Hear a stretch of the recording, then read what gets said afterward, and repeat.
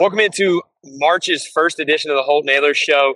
March Madness is right around the corner. We were just at Dickey's Arena watching ECU basketball play. Now we got probably the best ever ECU basketball, especially in my opinion. RJ Felton joining the show. Hope you enjoy it. If not, as always, That's too damn bad! Holt Naylor turns, and Holt will take off and run himself. He's at the 40-yard line. Holt Naylor's to the 30. What can he do? 20, 10, 5, touchdown Pirates! There's local politics, bud. It's showtime! welcome back in. I'm pumped for this one, RJ. We tried for a while to get you on. You're a busy dude. You're a busy dude during basketball season, but we're hyped to get you on, dude. Welcome to the show. Yeah, what's up? Thank you for having me, man. It's just been a good minute, man. I've been trying to keep it up with you, but it just like I had too many stuff going on, man. No, dude, I get it for sure. We were supporting though. So let's just go ahead and get right into it, man. I just want to go through your career and stuff. I told you it'd be 20 minutes or so. Let's start with recently, the American tournament. You had a really, really good tournament. Just talk about. I'd like to go into like details with the mindset of athletes, and like you're really the first basketball player we've had on the show because you're the main one we've wanted to get for a while. What is the mindset going into the conference tournament, knowing like, okay, if we string together games here, like we could really do something special on top of the special season you guys already had? Like really the mindset that was really going in is like, yo, like we gotta treat every game one game at a time. Looking to an opponent, like say for example, if we was going in, we went in and look at Tulsa as our first opponent. We can't look what's after Tulsa because you don't want to think you don't think what's next because the season might be over after next. So me individually, wise as a player, I'll just look at it like, all right. And me as a senior, I'll be like, dang, it's one of my last game. This could probably be one of my last games, or it just like, man, like we gotta keep winning. My biggest goal was just trying to make it to the tournament. So whoever was in the way, I just we just gotta go at them. Like we don't take no prisoners. No, 100%. That's the Pirate way, dude. And that's why I think, and I know, a lot of people say you're one of the best ever for ECU basketball. In today's transfer portal world and NIL world, like you decided you had a lot of really good teammates who moved on, who were successful at other schools. Like, what made you stay at ECU over those years and then, finish your career here? I just want to do something that nobody never really done. Like guys like for example, my guy Tristan, he went to UConn, got 2 national championships over there. Javon, he's over there at West Virginia killing. And then you got Ezra Ozar. Many guys like that. I respect the transfer portal, but it's just like I want to do my own thing. It'd be like, oh yeah, I already said it in day one before I got here. I was like, man, I want to be a Pirate and win some championships as a Pirate and be one of the greatest to go down and to be a Pirate. No, you were, dude, 100%. And then how is it, mindset wise? You basketball, football, you have 120 something guys. Basketball, you have like 12 guys. I mean, I'm off. I'm sure a few there, but like each year seems like a different year. Like, how is it, saying goodbye to some teammates that did decide to go somewhere else, but also welcoming in new guys? Like, you're talking about you being the leader. You were the core leader of this team for pretty much years now, but like, how is it accepting older guys who are maybe leaders somewhere else and, need to take a role as a leader here? Like, how do you accept them as a leader with only 12 guys on the team, really? Well, I felt like it was easy for me this year because I knew CJ and I played against most of these guys before. So it just like they already had respect of me before coming in.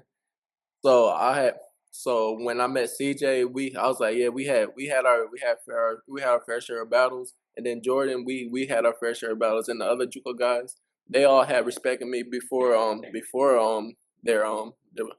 they came in. So I was like, so it was just like a shoe-in fit. So I just brought them under the wing, just telling about the coaches and all that kind of stuff. Like it was easy for me because it wasn't no bad blood or nothing. It was just like, oh yeah, we all looking for the same goal, trying to win a conference championship, and trying to make it to the dance. So it just like it was an easy process with them.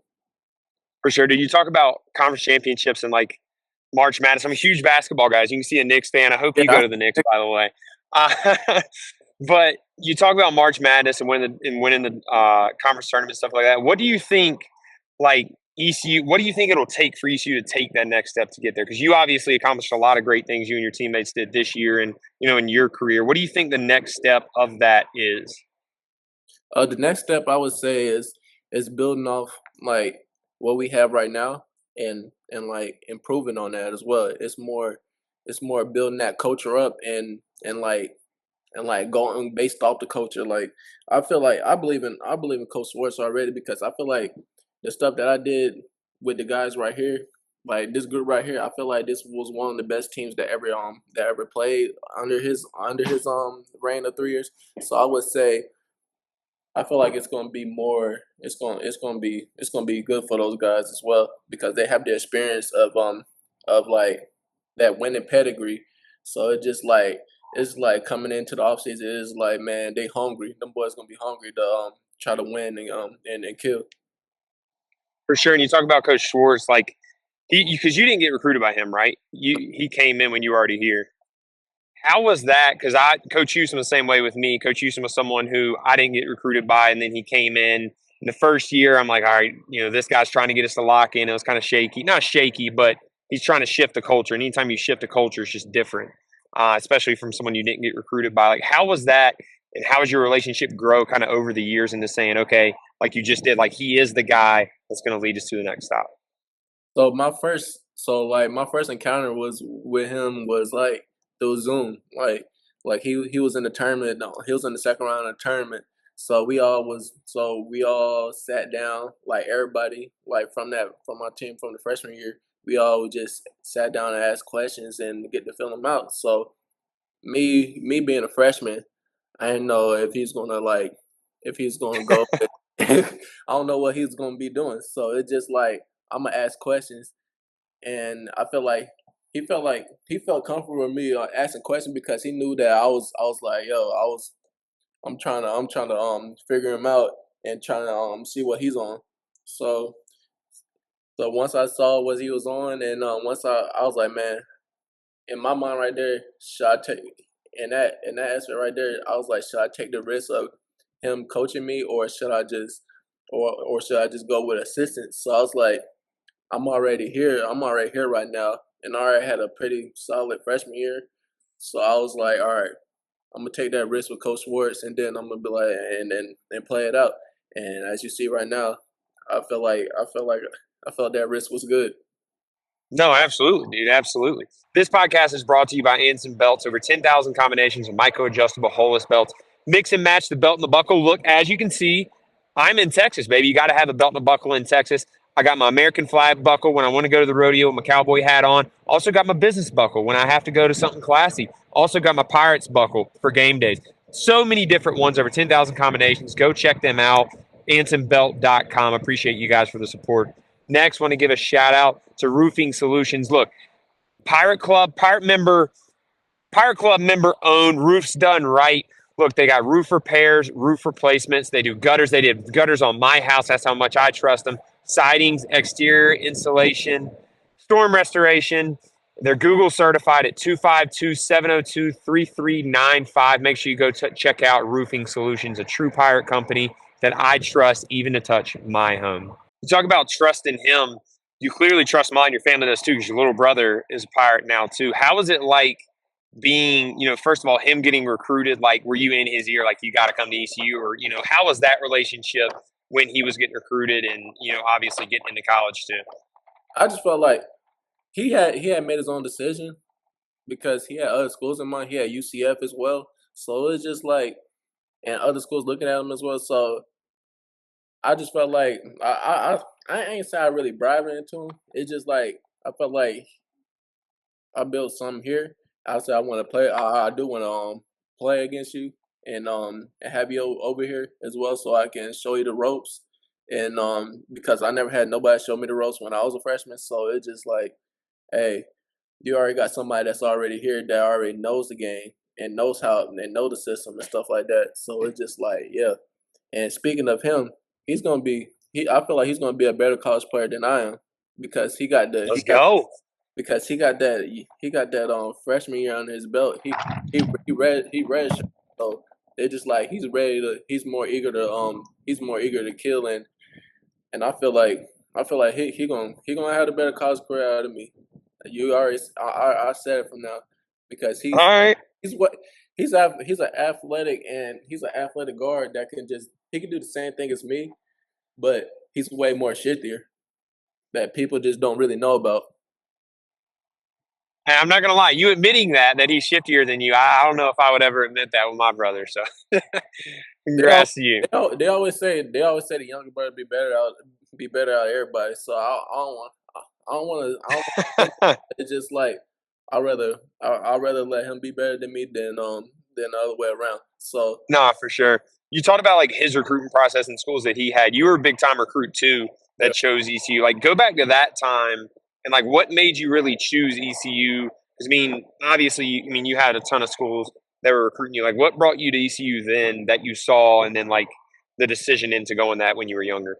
So the relationship I had with the coaches, with like George Wright Easy, Joe Dooley, and all that, I had built that relationship up so good with those two right there. It was just to the point of where it was just like, hey, I want to just be over here and just learn from all this. They had good. I feel like they had a good core of guys over there, and then I was looking at the roster and looking at the conference, like the American, and seeing the competition. So I was like, oh yeah, I'm gonna get the chance to play against Houston, Memphis, and all that. I looked at that as well. I also had BCU. It was out of it was. I had other offers. I had like 16 offers, but it was just those two, ECU and BCU.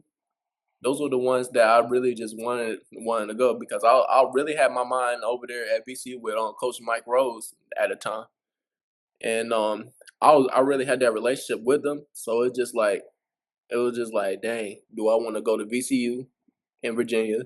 It's like 5 hours away from home, like 7 hours away from home, or should I go to East Carolina, where they didn't really make it to the tournament since 1993. But if I go over there and make a change over there, then I can have a chance to make it to the show, make it to the NBA, or make some great money playing professional. So it was more looking at the opportunities ahead of time. So it just like, yeah. No, for sure, dude. You talked about like the NBA and stuff. I'm a huge NBA guy. Like I said, I'm a huge Knicks fan. I watch a ton of NBA. What are your next steps now? That's something I'm like kind of unfamiliar with. I know like the football process is you go for the pre-draft and you do all that. What's your next steps, now that the season's over with that process? My next step right now is more like I'm working out and I'm trying to keep myself in shape. Probably see if I get any NBA workouts or try to get invited to the draft. If I get invited to the draft, then I can do the draft combine. If I don't get invited to the draft combine, I'm gonna try to do the Portsmouth for the seniors only. Try to get the way I try to get that invite to the NBA draft is through the Portsmouth because they got NBA executives and all that's there. So if I get nominated by that, then I can just work my way in there. If I don't, then trying to find a way to get a two-way because they have many throughout the process. It's like NBA teams that's willing to ask for like workouts and all that kind of stuff. That are willing, like say for example, if the San Antonio Spurs say, "Oh yeah, you got to work out this prior," then they could just fly you out and do all that kind of stuff like that. And with that, I'm trying to keep myself in shape, and I'm also trying to graduate this year too. So I'm trying to balance out internship, basketball, and then my priorities with being a professional as well. For sure, dude. Yeah, Good luck with school, dude. You don't got to deal with that. You don't got to deal with that because you're already a professional right now. So Yeah, I was about to say, good luck with school, bro. I'm glad I'm done with that. As you can see, I'm in the UFL. We play in Dallas, so that's Cowboy Stadium behind me. I had to get a cool backdrop for the pod. I might mess around and be out there in Dallas for real. Hey, let me know for real. I got a house out here. Me, Big Noah, a couple of ECU guys are out here. So yeah, definitely let me know. Yeah, bet. Get on the Knicks, man. If you get on the Knicks, you got to get me tickets. That's all I'm saying. Please get me some tickets. I gotta look after my family first, but I got you, Hope, because all right. you already told me. You already said it off the rip. You already No, for sure. got it on the show right now. You sent out a tweet, and I think on Instagram as well, just like thanking ECU and talking about your career. And I noticed in that you talked about Team Boneyard, and you specifically said thank you to them. I just wanted to, you kind of came into it, at least when you were getting recruited. You're a little bit younger than I am, without NIL, without all of that, and then we got kind of, ECU and all of college athletics got thrown NIL at them, and they had to figure it out. Team Boneyard's done a really good job of making sure that, athletes are compensated the right way and doing it the right way. So I just wanted to give you a chance to, talk about them and talk about, what they're doing for ECU basketball. A lot of people see what they're doing for football and a little bit of baseball, but I just want to hear what they're doing for basketball and, how they impacted you. I feel like the Boneyard Collective is like with Hank and all of them. It's just like they're more like a little family and stuff like that.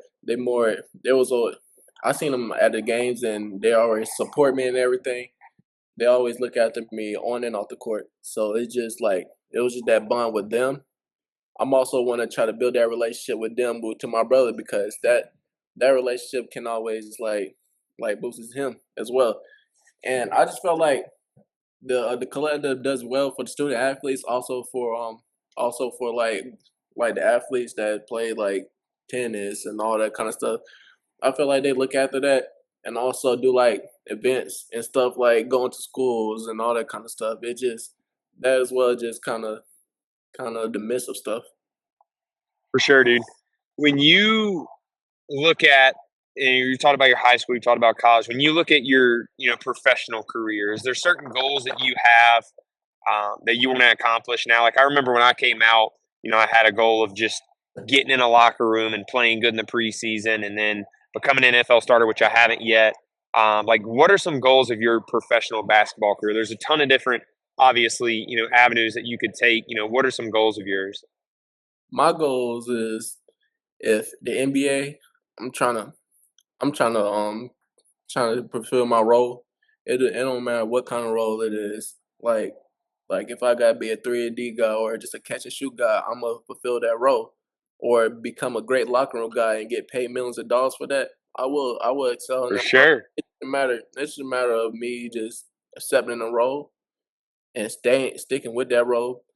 And even if I go overseas and get a chance to play, I'm trying to crack a starting role or something like that. Yeah. I want to make it. Yeah, I want to be on the team, but it's just like I want to make good money so I can take care of my people and family. No, That's for sure. That's my biggest goal for real. If you want to be. No, dude, I love that. I love and respect that, dude. Talk about like the overseas stuff, because that's something that like a lot of people I think know about, but not like in detail. But like, there's some huge leagues overseas. Like you'll see videos of packed out stadiums and stuff. Like, how does that work? Like, which leagues are the best? Like, are you really familiar with all that process yet, other than the NBA? I heard some stuff about the leagues over there, like the China league. Some NBA players, like some NBA players I talked to, they be making great money over there, like millions of dollars over there as well. So it's just like, Dang. like I'm looking at it like, if it don't work out over here in United States, I'll find a way to make some money like overseas. You got leagues in Israel, the South African leagues. You got guys in France as well. Like me being around. This also brings up the fact with coaching, with to bring Coach Schwartz in this. With coach when Coach built a team, like he had guys coming in like foreign guys like Coach Ralph. So he's more of a French guy, which he has French connections over there, which kind of help players like me or guys like foreign guys like Ben Sal, Sear and all of them, like the foreign guys like that.